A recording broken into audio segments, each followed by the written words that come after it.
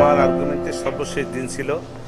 আমি ইতিপূর্বে গতকালকে যা বলেছি, তার আগের দিন যা বলেছি, মুদ্রা কথা আজকে তারই নির্যাস। আমার কাছে যেটা মনে হয়েছে যে আমার আসামিদের বিরুদ্ধে যে জিনিসটা সবচেয়ে বেশি বড় এলিগেশন, সেটা হলো আমি নির্দেশদাতা। এই নির্দেশদাতা হিসাবে আমি মনে করি রাষ্ট্রপক্ষটা প্রমাণ করতে পারে নাই।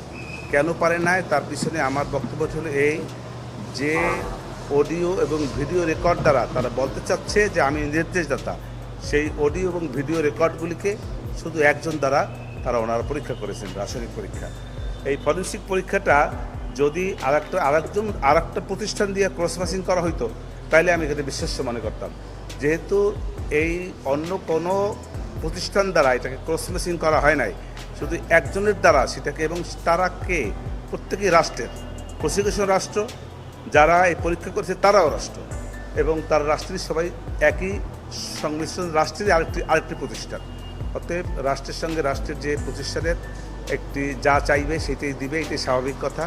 অতএব যে সমস্ত সাক্ষীরা সে ফরেন্সিক রিপোর্ট দাখিল করেছে, সেই ফরেন্সিক রিপোর্টগুলি অগ্রাহ্য হইবে বলে আমি মনে করি।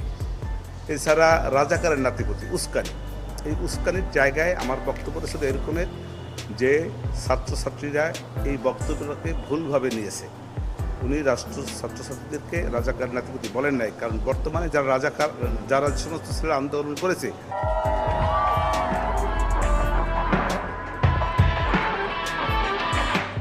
তাদের জন্ম অনেক স্বাধীনতা যুদ্ধের অনেক পরে, আর তাদের পিতামাতাকে